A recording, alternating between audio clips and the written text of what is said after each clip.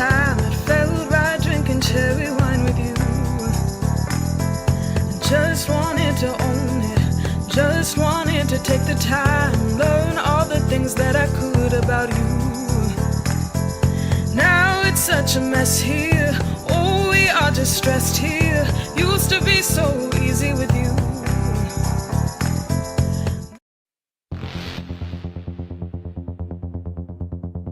My name is Frank Denard. I spent 10 years of my life in prison for a crime that I didn't commit. I didn't choose this life chose me.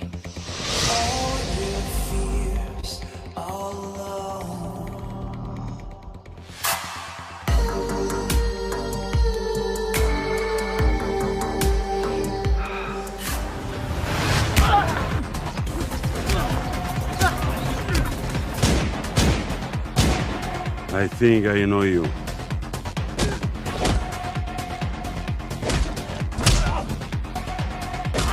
I'm scared, bro. Those guys are crazy.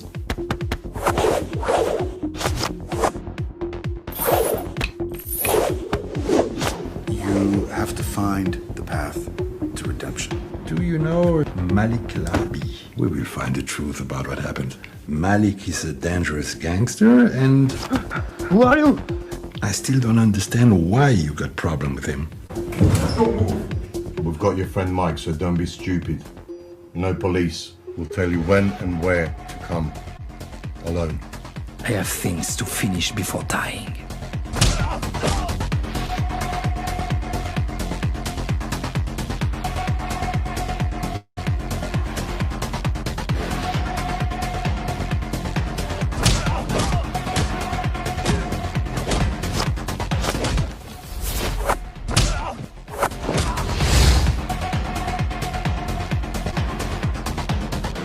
Welcome to Everything Sparkle. Alan, I am so excited to have you today because you are live from Amsterdam. Yeah, so I'm live from, I'm live from Brussels, and because it's 2 hours driving to Amsterdam. So you're filming in Amsterdam, but you're staying in Brussels. Yeah, exactly. For now, yes, because we filming in Amsterdam. The European part of Anatomy of an Anti-Hero 3, called Borrowed Time 3, actually, because for some reason of distribution, our distributor changed the name by Borrowed Time. And Alan, where are you from originally? France. Nice. But you've been, like, you're a jet setter because you have filmed everywhere. Did you first start off filming in France? I did film in France for sure. Yes, of course, because I'm working on some film in France for some nationwide television. Of course, I did. And then you launched, and now it's like you have stuff going on in LA and Bangkok. Tell me what you said. You said 3 different countries you had stuff going on. Yeah. So the first movie. Called Anatomy of an Anti-Hero Redemption is released now on digital and DVD and Blu-ray. So we did in Los Angeles and San Diego already. So with Eric Roberts, Bob Wall from Bruce Lee movie, and some amazing local actors from San Diego like Merrick McCartha and Christina Okolo. And Angelique Kenny. We have a lot of amazing location, and it was fantastic to shoot in Los Angeles and San Diego for the first movie. And then the Borrowed Time, this one, we shoot in Brussels and Amsterdam, and because that's the past of my character, Frank Denard. So tell us a little bit about your character in this whole franchise, because this is really exciting. When we started, it was when I started to have this idea. It was in 2017, and I was in San Diego, and so I just had this idea, and so I said, why not to try to do a web series first. I start to do a web series, but I reboot everything because my friend Mio Shabin from Los Angeles, she's a great director. She said, you know, you have to do a feature film with that because you have too much things to show and to tell the story. And it's like an action film, right? It's mainly action. Action drama. Action drama. Yeah, because it's not a typical martial art. It's not martial art movies. We have some fight, some homage, like some training, like because I want to keep this mind and state of mind. I mean, of back to the 80s, you know, like the old-fashioned action movie, like the you received also Don Wilson the Dragon. I know him, so he's he's amazing. So like typical like action style, like 80s, 90s, but also with the spirit of 2000, of course, because it's modern. Because I want to mix, you know, I love to do a fusion of different style. You know, I love that. So you wrote this and you acted it. Do you direct it? The first one, Anti-Hero Redemption, was directed by Mio Shabin, and Borrowed Time, the prequel, so it's directed by me, and the third one is directed by me and the amazing director David Worth from Kickboxer, the original Van Damme movie. Oh wow! So this is going to be a trilogy, or is there a fourth one in place? Yeah, it's a trilogy. Yes, it is. So you wrote it entirely before you started filming? You wrote all three before you even filmed? Yes, I did. Yes, I did. The script for the 1 and 2 and 3. Yes. Is it coming out like you imagined it, like everything you visioned, or how? Tell us about the process. This is exciting.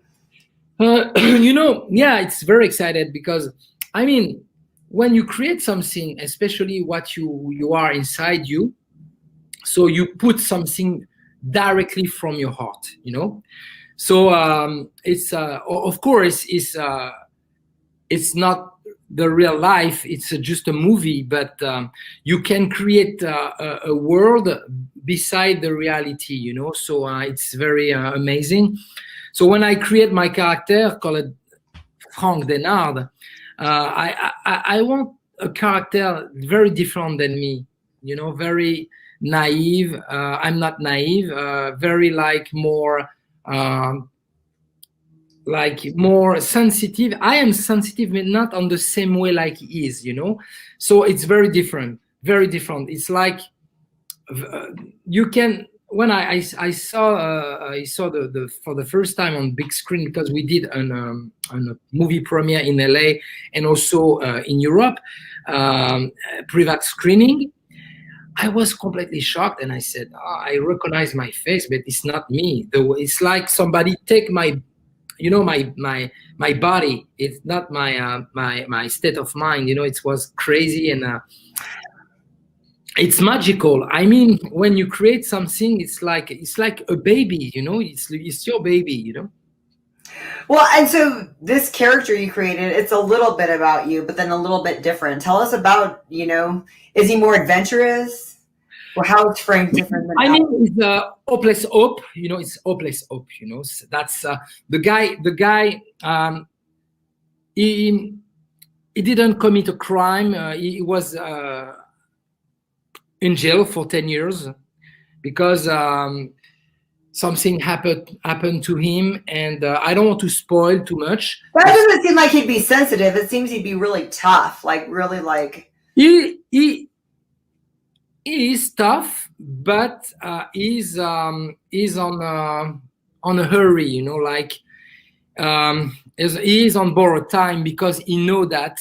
Why he's sick? He discovered he had a brain cancer, you know, brain tumor. Wow. Yeah. And his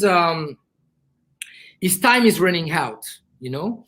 So that's why he have a short time for achieving what he have to do. I mean, like a redemption, you know. And so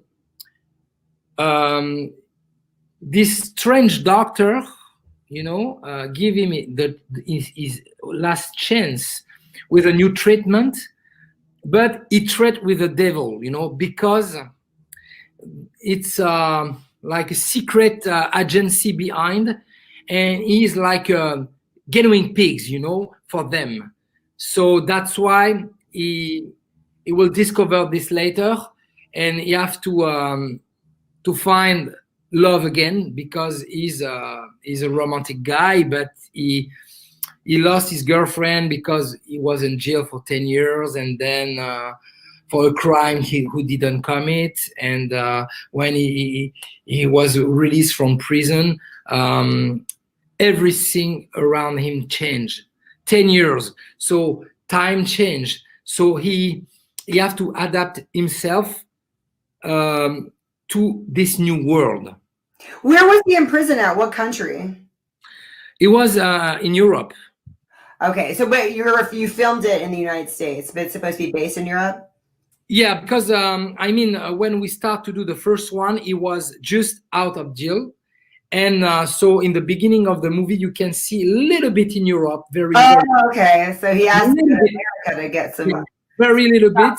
And then everything is in US.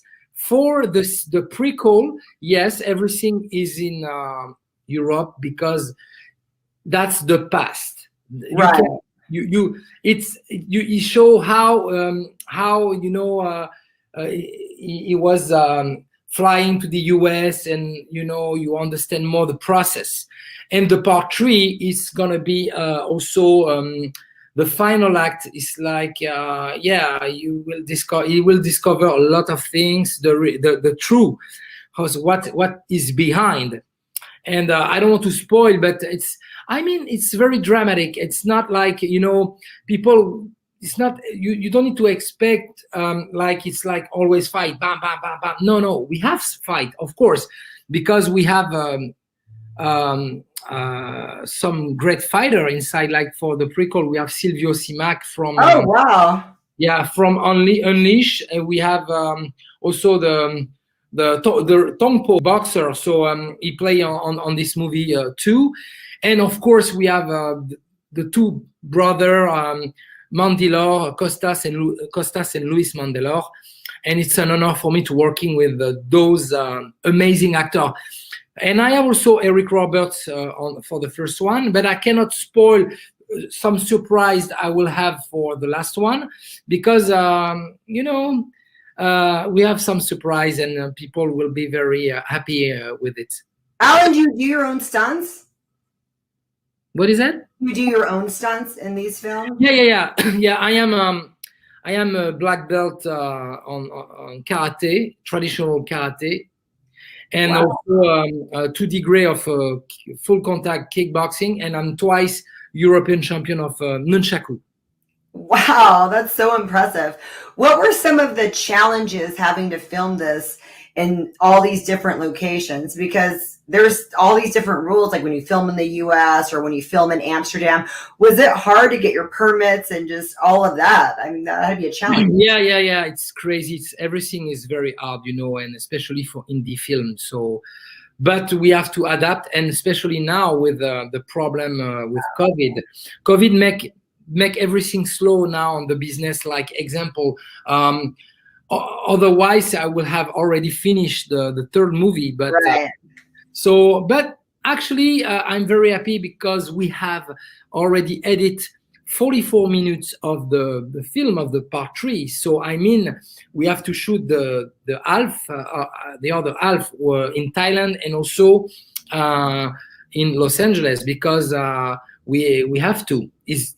We have to, because that's the plan for the final act. Yes.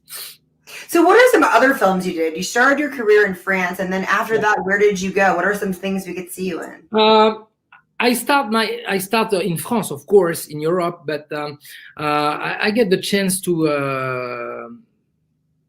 have this chance to go in Toronto, Canada, and I was discovered by a producer and actor from Canada, and so Jalal Mary, he's a popular also action star He did Tiger Claws 1, 2, 3 with Billy Blanks and stuff. A lot of action movie from the 80s, 90s. And he discovered me and he gave me the chance to do Road to Hollywood. It was a TV show. Or I have to dance, fight, acting. It was very epic and phenomenal. And then another guy inside picked me up, for give me the chance. His name is Chris Power. He gave me the chance to be on some other small project in Toronto, and he written a part for me for a film we did 3 years ago, called Bloodslinger. It's a Western horror. It should be released, I think, probably in September, you know. And I play a sheriff inside, so it's very, very cool. And then, yes, of course, I did some part on different film in Europe. And my first feature I have directed, it was in 2011. It was a thriller. It's an independent film thriller called 8 Hours. And I was very lucky because I did a premiere in San Diego. So I was very honored because the Ken Cinema was a legend theater in San Diego. And a dream. I mean, for a small French guy like me, it was a dream come true because I always dreamed to go in Los Angeles and Hollywood and stuff, because it's a big dream. When I was young, I always dreamed about to do movies in US. Yeah, I know people said, "Oh, you're too crazy," but we have to be crazy. Yeah, and you've made it, so you were right. Yeah. I made it because I have faith, and I work very hard, and so I keep my work always. I always criticize, myself, and I always want to improve, because we have to all the time to improve. All the time. Nothing. Alan, who's somebody that you worked with that you were a fan of, and you were surprised and excited they were a fan of yours? I ask all my guests this. You mean somebody I'm working? Somebody that you looked up to, was like they were a fan of yours, so you're like, oh, they know who I am. Okay, so I tell you something. The director of Kickboxer, David Worth. I know him for more than 10 years, and he followed my work, and he was first fan of me, and then like my mentor. So now. Cool. So he is my mentor, and I get a lot of good advice, and he's very amazing guy, and he did a lot. He was the cinematographer of Bloodsport, also the first Van Damme big action movie, and he is the director of the other one, Kickboxer. And he is also the director of a bunch of action movie, and also he had working 2 movies with Clint Eastwood. Wow, that's a huge resume. Yeah, and it was great because it's a small world, and I'm working with Jean-Claude Van Damme. It was in 2007. What project was that? It was a movie called JCVD. It's filming in Belgium, so it was in 2007. So I was inside for a tiny part, and it was cool. It was cool. It was short, but it was cool. Alan, when you're not filming, where do you live now? In LA or France? For now, France, and because to the COVID, it's complicated to traveling. But when I come back, I will be in Los Angeles, of course, and because everything is in LA, but in Atlanta also they move. Hollywood move everywhere, so now it's not just only in LA, but big things is in LA still. Well, I can't wait to see all of your projects. What's so the first one's going to come out, right? Or it hasn't the first one, Anatomy of an Anti-Hero Redemption, is already out.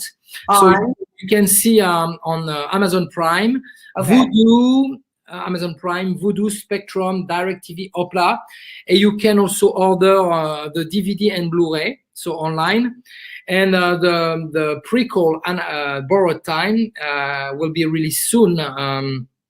So I think probably early this summer on digital. And, oh, nice. Okay. Yeah. So and the original soundtrack will be released end of April, the 29 on the 3rd of April. Yes, it's going to be a release. We have a good score. Yeah, I mean, we have a good score. What are some of the songs we can expect? Oh, you know, we have a beautiful soundtrack. We have also Laurent Véronèse is a very famous artist on the dance floor, you know, like electronic dance music. And he did, I have chosen a music called New Retro Wave, you know, synth wave. So I can work out to this. I can work out to your soundtrack, right? Yeah, yeah, and it's gonna be everywhere soon, but in a month on big platform like Spotify, Deezer, everywhere. And we have, believe me, it's very good soundtrack. We have one part. It's more like typical soundtrack, like Alzheimer style, you know, with a piano strings and violin, nice. Very melancholic style. And then we have like some music like for training, synthwave and stuff. And that's, you know, that's what I love for this typical type of movie, you know, because we need to have a good soundtrack when you do action drama. I love that. No, I like a good soundtrack. And the third movie, is that going to be released like 2022?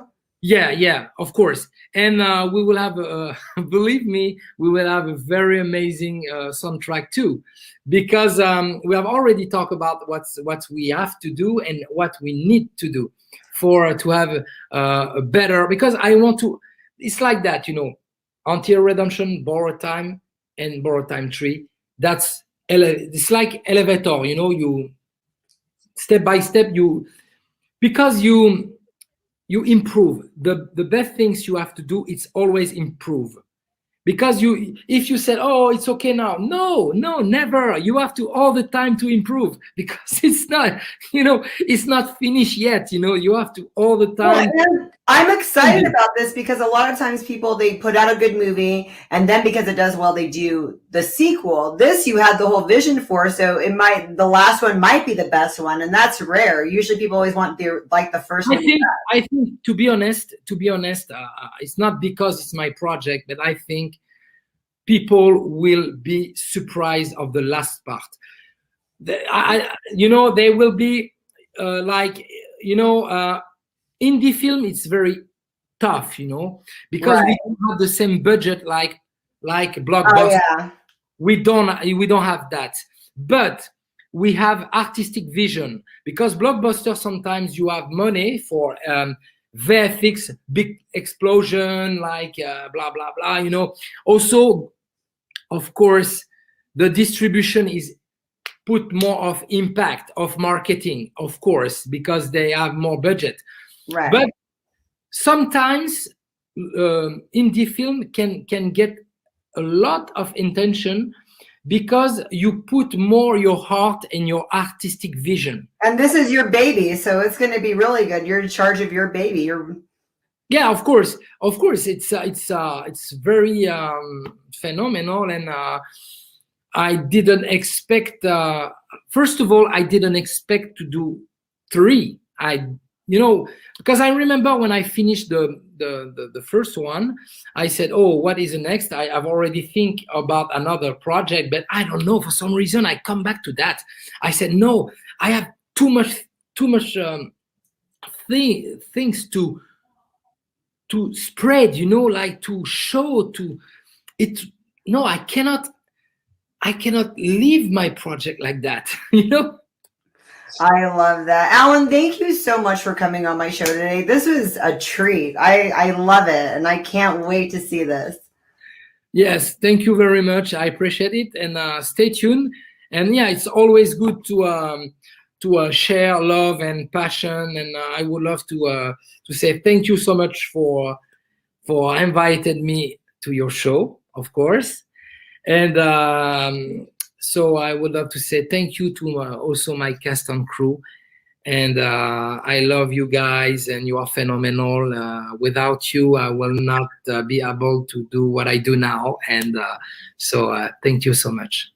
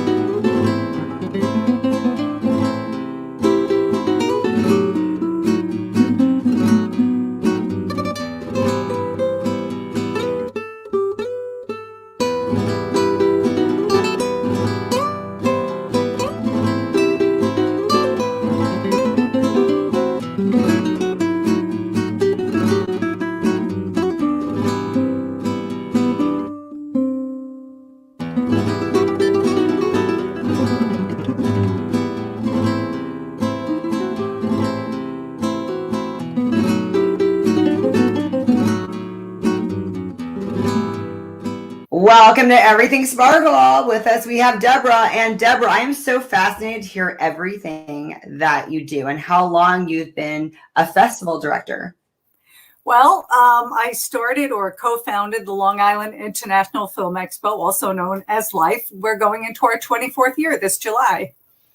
Oh, wow. I know. Year. We're one of the old guys. We're one of the largest and oldest regional film festivals on the East Coast. So we're getting close to the 25th, which I can't believe. But 24th, here we come. We intend to be in theater at the historic Belmore Movies. And along with my partners, Ann and Henry Stamfel, and John Marine's our technical director, and the board of the Long Island Film and TV Foundation. And we're going to be scheduling shortly. Awesome. Okay, so tell us about last year. 2020 must have been a little bit of a challenge. How did you change everything that you did? It was insane. We moved the festival from July to the fall, assuming that, COVID's going to be over. That's not going to be a problem. And then a few weeks before, we started getting a little nervous and said, you know what? We better set this up virtually just in case it doesn't happen. But then we also had to satisfy our sponsors, so we needed an in-person presence. And what we did was we kind of lost our minds, but in a couple of weeks, we put together a drive-in at the Samania Mall. So we had not only 189 films virtually, but we also had about 30 or 40 of them at the drive-in. And we made it work. It was hard, but we got it all done. Wow, that's a lot of work. That's got to be a lot of pressure too, because now not only do you have the usual stress of a festival, now you had to change everything around. I mean, it was insane. We did it, but it was insane. We were exhausted after, but we got it done. And were your sponsors happy? Was everybody happy with the outcome? Oh, yeah. No, people were thrilled. I mean, first of all, most filmmakers want their films to show in person, but nobody could have predicted a plague. So at least we did have the drive-in.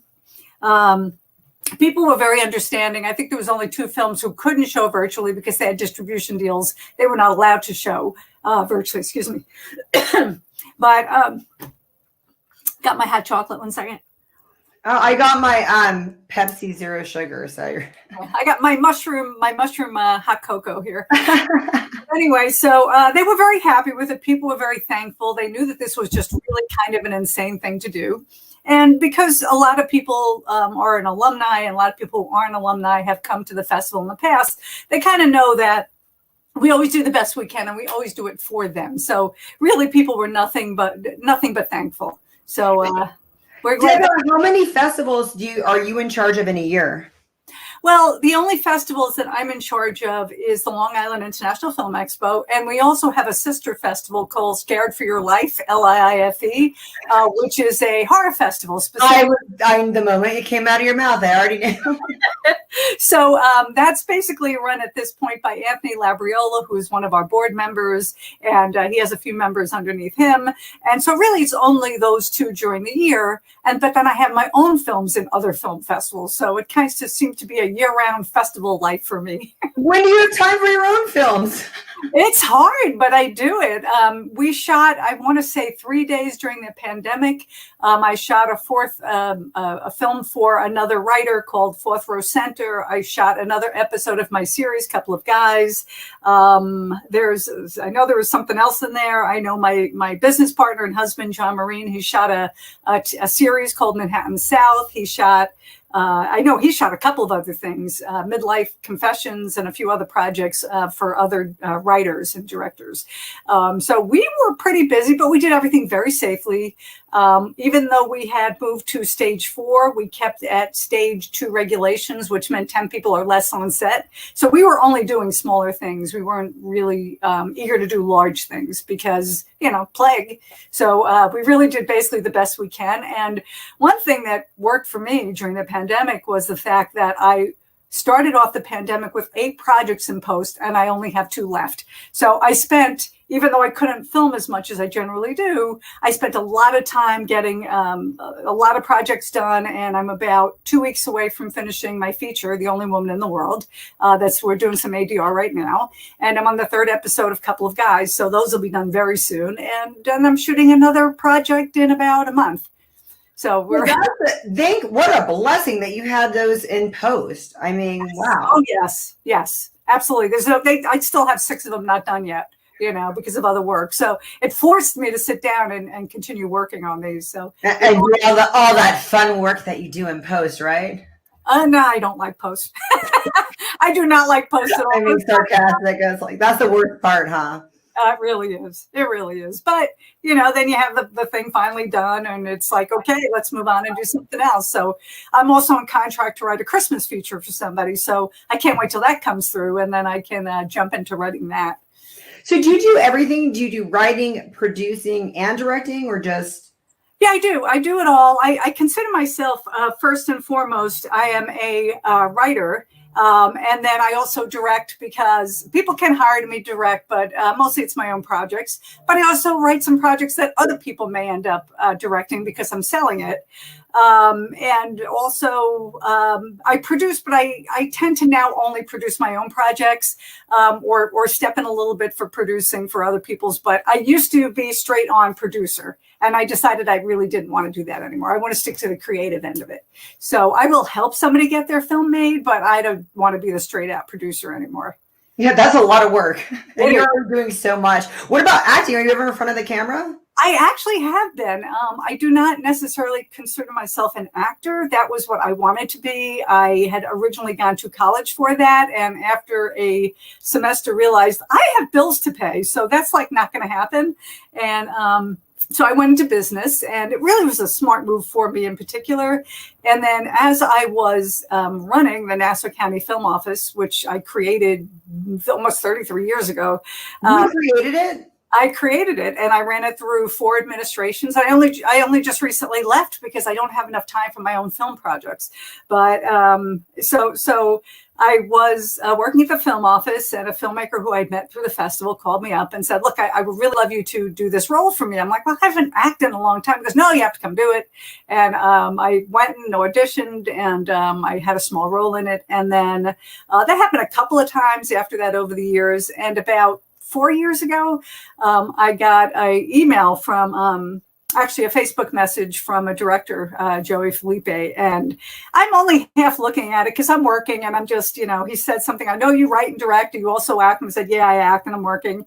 And then I look at it later when I have a chance. It's like, I want you to be the lead in my movie. I'm like, wait, what? And I'm like, no. I said, I know how I would feel if I ruined your movie. And I just don't act enough. My acting chops are not, up to date. I'm not actively taking acting lessons. And he had said to me, let me take you to lunch and I have to talk you into it. And I'm like, ah.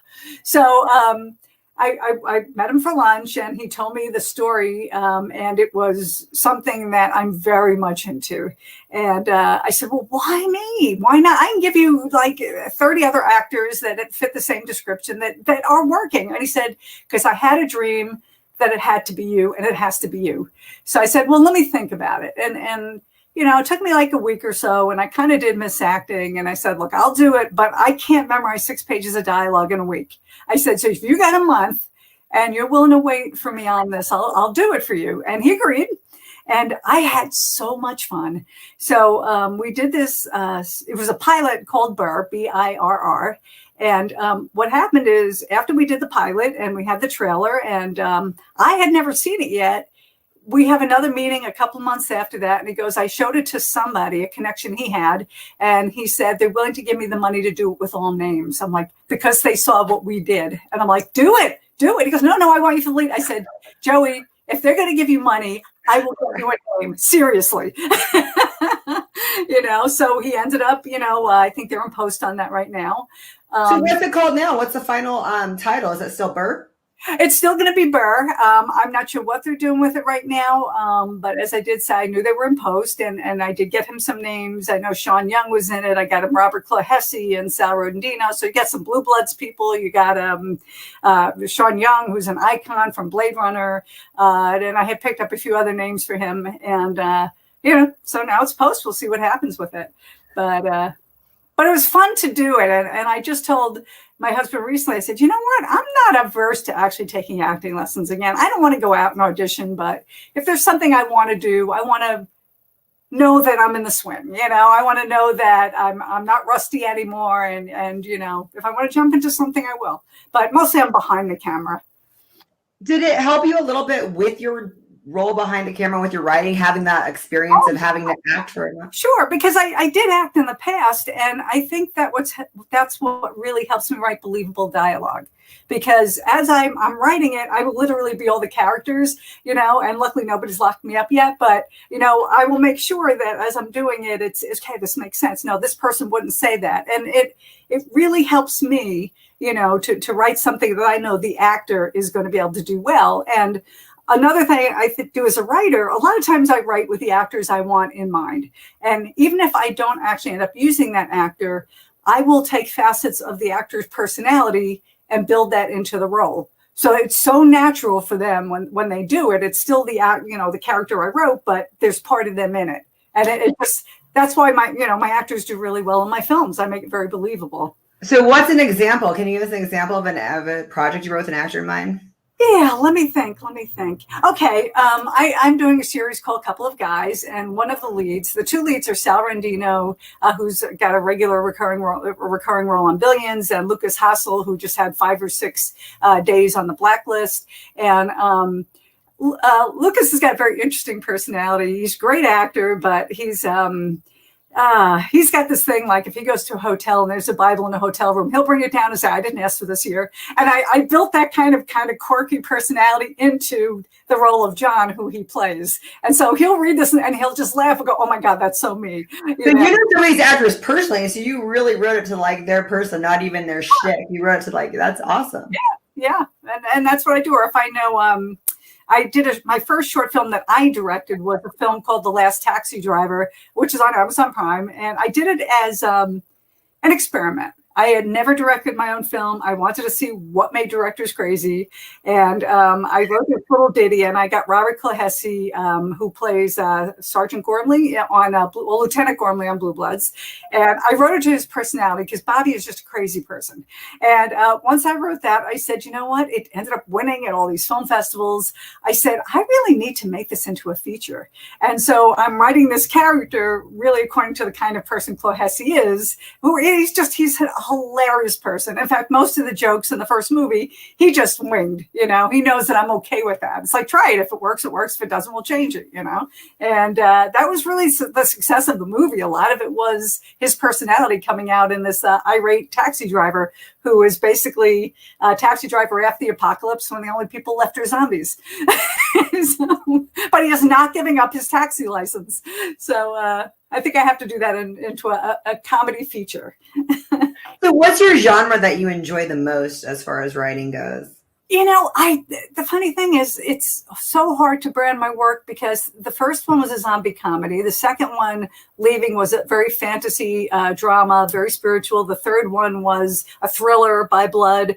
And then every one I do, it just pops up. Gem in the Photo Op was basically based on an idea my husband came up with, but it was a little bit of a thriller. And I was just hired to write 2 episodes of a horror anthology.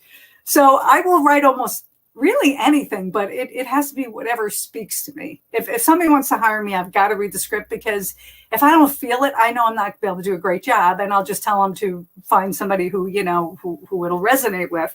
I'm going to say spiritual. My movie, The Waiting Game, is a comedy, but and it's done extremely well, but it's also... It's a story of a woman who's waiting for her husband in the waiting room, which is heaven or purgatory, whatever you want. I like those kind of movies. Those are good. But when he shows up with his next wife. And this is kind of like my brain. This is the kind of part of my brain I don't talk about. So it was fun. It was sad. Everybody cries at one point, which is great, but it also makes people laugh. And it starred Jennifer Giles, who's an Emmy Award-winning actress. It stars Karen. It's out right now? Do you know Jennifer? No, but this is out. Like, we could watch it now. Oh, it's I don't have it out. It was on the festival run. It won a lot of awards. I haven't done anything with it lately, but I'll send you a private link just for yourself. But it's well, thank you. No, that sounds so good. Yeah, I should take the time to actually get it up on Amazon Prime. I just haven't, because I've been so busy with everything else. But it was a movie that was very much enjoyed, and I was glad to see people like it. And so it's Jennifer Giles and Kieran Sheehan and Heather Britton O'Scanlan. Also Justin L. Wilson, who's been on so many TV programs, and Noelle Diane, who's a young up and coming actress. And we had so much fun. We shot it in one day as part of a 72-hour challenge. And why is everything with you so fast? It's 1 day, 4 days. Can you ever just do a normal? No. No, I don't. You like a challenge, don't you, Deborah? I do. Now, my feature, The Only Woman in the World, I wrote that fairly quickly. I think within a couple of months of completing it, we started production, and I wanted to make a feature film of my own, and we didn't really have a lot of money, and we ended up training the entire crew. And it was so painful because the things we're correcting now are things that happened in the very beginning of production, when maybe the sound guy didn't really have it all together, because we were just training him. And then he was in one of the scenes, and so we trained somebody else. And I said, I will never do this again. However, we managed to get it in the can. I can't even tell you how much money. It's almost embarrassing how cheap it was. But we hired a couple of professional people. But when you're doing something that inexpensively, you have to work with everybody else's schedule. So it took us 6.5 months to film it, because who's opening an acting studio, who got a job doing this, and then we have to wait for them. And when you're not paying people much, you just have to deal with their schedules. So now luckily it's actually in not bad shape, but there are a couple little things that have to be better. So we're cleaning that up right now. But, and I have, that's Chris Cardona, who's a local actor. He owns the, I want to say the Actors Studio. I can't remember, but he owns an actor. Oh, okay. Karen Sheehan, who's the Broadway's Phantom of the Opera, Bianca Jamat LaRue. And then I've got appearances by Brian O'Halloran, who was in all the Clerks movies. He plays a character. Artie Pasquale from The Sopranos. I also have Kevin Brown from 30 Rock is in it. Abigail Hawke from Blue Bloods is in it. And a cast of God knows how many people. But we got it done. And the problem, when you do something over 6.5 months, you get to sit down and go, oh, it'll be a really good idea. By the time I kept coming up with all these really good ideas, the first edit, the movie's like over 2.5 hours long. I'm like, oh my God, I can't have a 2.5 hour long movie. So I had to we cut out about 25, 30 minutes. So it's under 2. It should probably be 15 minutes shorter, but right now I just don't know what else to cut. So we're finishing that up, and I'm looking so forward to figuring out what the heck to do with it after. Deborah, have you always been a New Yorker? I have. I pretty much been in on Long Island, in Merrick for most of my life. A little bit of time in Freeport, a little bit of time in Garden City, and I'm back in Merrick at this point. So Where yeah. did you go to school? You were talking about how you went to, like, you were studying film school and stuff. Where was that? Well, I did not go to film school. I started at Nassau Community College, and I went there for, I believe, 2 years. And then I switched to, or transferred to Hofstra University. And I wasn't even really planning to go to Hofstra. I have no idea why I applied. I had been such a bad student in high school. And I said, you know what? I ended up doing well at Nassau. I'm just going to apply to Hofstra just to see if I can get in. And they accepted me. And they've gotten pretty stringent with what your grades have to be or whatever. And they took me. I'm like, I guess I have to go now. But I went for business at that point. As far as everything I learned on a film set, I learned it from working for other people, helping other people. You have a business degree, basically. Yeah. I have a business management degree, but my film information came from working with other people and learning on set and whatnot. We had a panel at the film festival once that somebody was running for us called "How Much Did You Waste on Film School?" Now, I'm never going to say education is a bad thing, because it's not. I think you can always learn. I kind of wish I had, but it's like the 3 people on the panel who were the most successful never went to film school. They learn all by doing. I get that. So I don't think it's a bad thing to do, but I think that more important is the experience. Go on set, learn. I learned by casting my first movie because somebody came to me because they knew I knew a pretty famous actor, and they asked me to send them the script. I said, I don't do that because it's the best way to burn a friendship. If I'm always sending them everybody's stuff. Yeah, that's true. So I said, let me read the script. And I read, and I said, well, this is pretty good, but that's not for that actor anyway. And they said, why not? And I said, well, and I gave them the reasons. And so I gave him some links for some other actors I knew. One's on Ray Donovan and some other stuff. And he said, well, could you get them? And I said, well, we could try. I can ask. And I ended up casting his whole movie for him. And then he said to me, well, would you be my casting director and I'll make you a producer? And I'm like, oh, okay. And on the set of this movie, though, there were several Academy Award nominees. There were also some Emmy Award winners. And I learned from the best, because they were, even though maybe they had 10, 15 people in the crew, they were doing it the way a union does it. And I got to really learn and watch. And once I finished, I said, all right, this was fun. I'm not doing this again. And then 3 weeks later, I get an email from a friend of mine saying, I met this director. She's doing a feature. She's really good. The script is good. Would you cast and produce it for her? And I'm like, I said, I don't know, but because you're my friend, I will read it. And I'm about 10 pages in, and I'm like, this is like the best thing I ever read. And so the director said, would you help me out? And I said, I'm in. You had me at the first flashback. I'm in.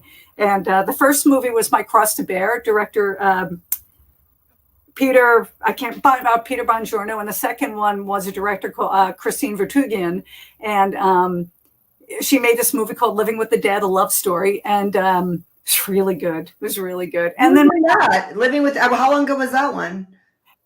That was, oh boy, I'm going to say 6-7 years ago. It's all over the place online and whatnot. It had its festival run, and I want to see that. That sounds good. Okay, I'll look that up. Yeah, she did a great job. And then my phone wouldn't stop ringing. And I just had to turn down. Well, first I had a year where I took like a film every 3 weeks. Every weekend I was on a film set. Every weeknight I'm working on putting this together, because I'm still working a 9-to-5 job. And then I take off. I've been in the same place for a long time. So I take off a week, and instead of going on vacation, I'd make a film. And it seemed like every 3 weeks I was working on a film in some capacity or another, and I just wore myself down. So I had to regroup and say, I have to just say no to a lot of this stuff. I can't do it all. I have to sleep sometime. And so I was still working, but my husband said to me, you do realize you turn down a job a day. I'm like, I really am, aren't I? And he goes, yeah, so you got to decide what you want to do. And it took me a few years, but I think the pandemic gave us all a lot of time to reevaluate what we were doing, what we wanted to do. And I just said that I really, it's time to do this full time. And so, it was very difficult to leave a job I loved, but it's the job that you left. Oh, I ran with the Nassau County Film Commission. Oh, so that was your main 9 to 5. Yeah. So that must have been hard. Who did you give it to? Who's now the new film commissioner? I'm not sure. I brought back my assistant, Nugent Candelino, had been with me for 5 years, and he had left, but they brought him back. And I don't think it's going to be him. I believe they're putting somebody maybe from the county executive office in there, but I just don't. But right now, there's nobody. They may have moved somebody in, but I just don't know who yet. That was your baby too. It was my baby. Yeah. Well, I know Nugent will take good care of it, and he'll help whoever comes in and whatever. And Anthony Labriola also is a seasonal who comes back, and so it's good that it's in good hands no matter who they place at this point. But yeah, so that was hard. And I kind of bounced around here for a few weeks going, oh God, I hope I did the right thing. And I did the right thing, because now I see the projects I want to do are all coming back. So I know it's the right thing for me to do. And I can't wait to get back into writing full time, but I just have to finish up the few projects I still have going on. Oh, and something really cool I'm doing. In about a month, I'm directing a short called The Lonely Road to Nowhere, which was written by John Andrew Gallagher. And John passed away last October. And John is an indie film icon. He won awards for The Deli, which stars every star in the world, Michael Imperioli, Debbie Mazar. I mean, the list just goes on for the people who were in that movie. And he also did Blue Moon with, I want to say Rita Moreno, but I don't think that was her, Ben Gazzara, but a lot of big names. And he's been making indie films forever. And when John passed away, one of the producers just contacted me a couple of weeks ago and said, John had a lot of respect for you, and I know he would love you to direct this. So I read the script, just made a few changes because of the actors who we have, did the casting, and then in about a month and a half, we'll be filming it. So I'm really honored that they asked me to do that, That's got to be really special. Yes. Then, because it's like you're paying homage to him. He passed away. What are you ever going to do a class, like a Zoom class where you can just pick your brain? Because you are like just an encyclopedia of knowledge right now. Well, yeah, we've been talking about that actually, because the things that I don't do, my husband does do. Like, he's a director of photography. You're like the perfect duo. Okay. Whatever I need to do, if I don't know how to do it, he knows how to do it. Like, he's been my AD. He works for other people as an AD, which is an assistant director, which basically they run the set. They make sure everything's on time. Everything's where it needs to be. Everything's up before you start filming. He does sound. He's actually working on a sound thing for somebody. So everything I don't know how to do, he knows how to do. So that works really well. And if I'm writing something, I'll call him in, and he's got like this encyclopedia of knowledge in his brain of like everything in the world. And I'll say, okay, so if my character was going to do this, how could you make that work that's realistic? And he's like, he's got all this information. That's awesome. He's like MacGyver over there. And if he doesn't know it, he'll just come in with sheets going, okay, well, this is how you can do this. Because even though I deal with a lot of fantasy in a lot of my stories, I want them to be realistic. I want to be, well, that could happen if this happened, right. And you backtrack and you make sure that it all works together. But yeah, so we have talked about doing that, and I do speak at places, Long Island High School for the Arts. I've spoken at in a lot of colleges, local colleges, and he does as well, actually. John does as well. In fact, he's speaking at Five Towns College in a couple of weeks with how to almost build a complete indie film from, nuts to bolts. So because we do have that. We've started with nothing. And right. That's what I'm saying. You guys know so much. That'd be great to have like a duo class. But for us on the West Coast, we need you to do a Zoom class so we can all partake. Yeah, I would do something. It's you got to find just some of the right people who know what you don't know, but you have to know enough about everything to know the person's competent, because there's so many people in this industry with overinflated egos who think they're geniuses. And I don't know how many people have called me and said, yeah, I took a class over here and I realized I knew more than the guy did who was giving the class. And I said, well, that's what you got to be careful of. Everybody thinks, they know everything. I wouldn't even profess to walk into a huge Hollywood thing and think that I could direct that. I had so many more moving pieces that could I? Well, yeah, if you give me the right people next to me saying, okay, this is that, but, you all got to know, you got to reach higher. You got to always learn. And like doing the feature, I learned so much on The Only Woman in the World. so much because we did every aspect of it. I didn't have an AD, or I had an AD I was training.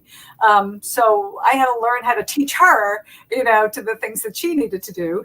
And wow, what an experience that was. So I'm so much more knowledgeable now through the pain of what I had to go through to make that happen.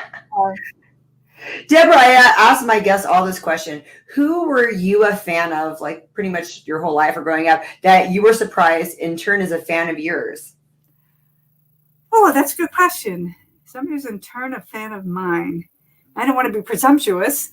Well, okay, I'm going to pick John Gallagher. And I'm not going to say he was a lifelong fan. I first heard of John, though I didn't know it was him, when he was looking for locations for his first 2 films.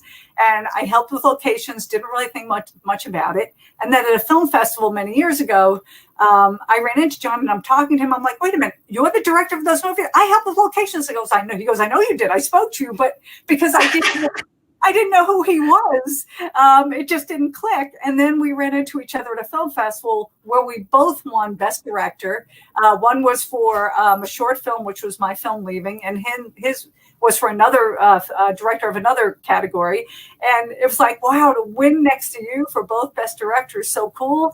And I just really became a fan of what he had accomplished. And he apparently, felt that he respected what I did a lot. And he started asking me about my actors. How did I find my actors? Do you think I could put him in touch with so-and-so because they were really good? And so that was kind of really impressive.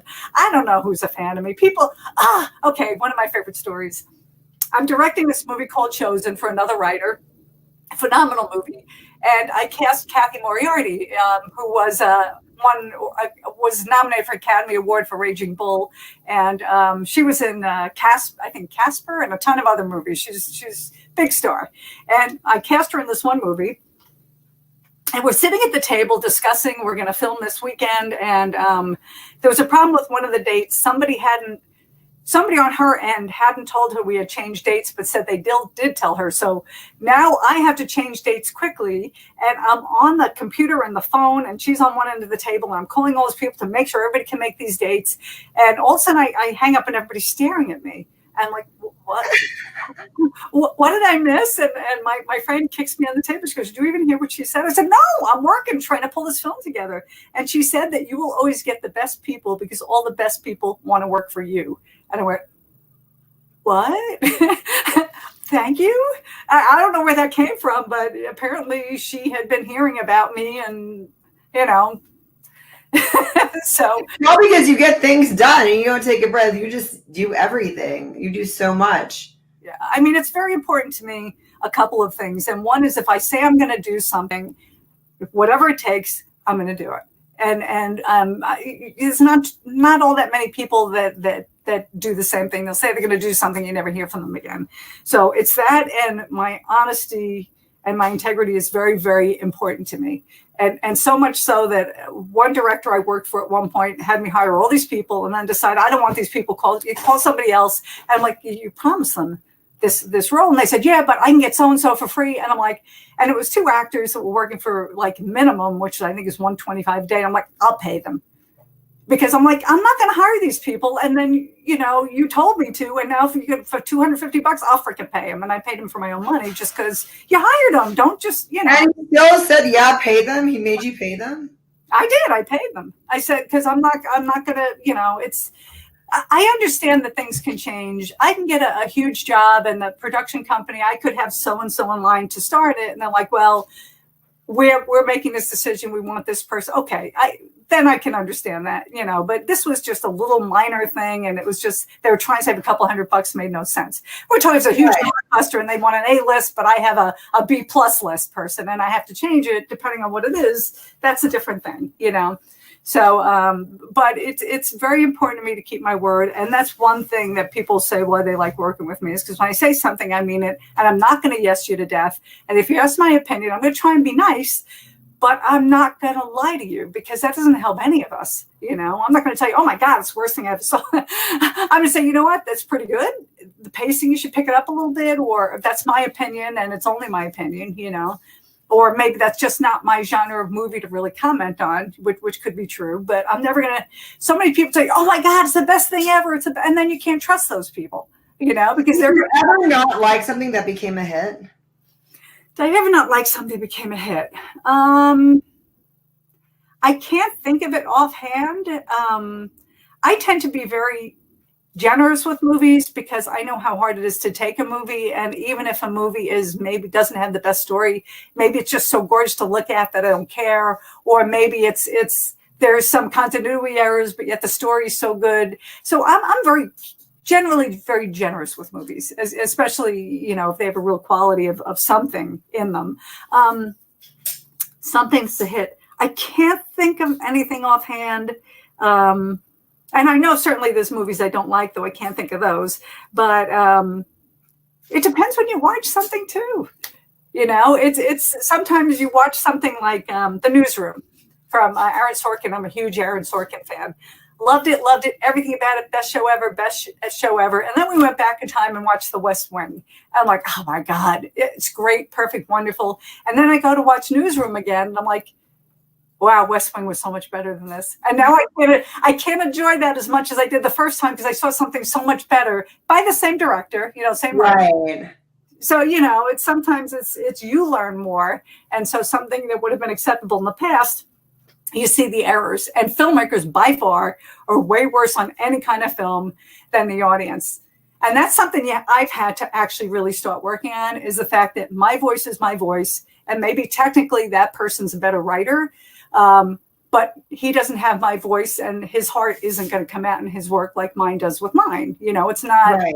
It's somebody just said that to me the other day about some best-selling books. People will complain, well, they're not written technically perfect, but they're bestsellers because they touch people, Right. So I have to remember that. And the other is filmmakers are going to look at something technically, where somebody who's a non-filmmaker may think this film is freaking perfect because they're not looking at the fact that, well, they should have used this light here and they should have did this. Oh, you must not be any fun to watch a movie with, Debra. Oh, I'm much easier than my husband. I'm much easier because I will look at the fact that I'm paying attention to the story. He'll go, well, what did they do that for? And he picks up everything. It's so not fun watching movies with people. It's like, how did they do that with that light? Why did they do that with the light? She's not really there. They superimposed her because he gets it all. I'm just watching a movie, enjoying it, but yeah, it's what it is. Debra, thank you so much for coming on my show. Where can we keep up with you? Are you good on Instagram? Do you put what you have coming out? I am. I'm on Instagram at Debra Markowitz Film, Debra Markowitz, Markowitz Film. So at Debra Markowitz Film. My website is intentionfilmsandmedia.com. Do you update it a lot though? My site, actually, I just updated it and I have to do it again, but I'm trying to keep it up to date. Right now, I just don't have any films circulating much because I have to submit them. But that Instagram, I update all the time. Usually, okay, perfect. Well, I'll follow you. Everybody follow Debra on Instagram. Usually with pictures of my dog, but I get film stuff in there too. So, or Facebook, Intention Films and Media, Facebook.com/Intention Films and Media / so they can follow me there too.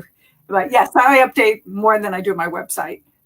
Well, thank you so much for coming on. I want to have you back in like 6 months because I know you're going to have all this done by then. Love to. Thank you so much. This was a lot of fun. Felt right in the moment, felt right in the summertime. It felt right drinking cherry wine with you. I just wanted to own it, just wanted to take the time, learn all the things that I could about you. Now it's such a mess here. Oh, we are just stressed here. Used to be so easy with you. Now I must confess here. Oh, I must confess, dear. Don't think I'm in love with you. Winter is coming and I don't know what to do. And there's no more use in running, no more running to you. And I don't want your loving, I don't wanna be just friends, knowing all this time we were playing pretend. Playing pretend. Playing pretend. It's a mystery.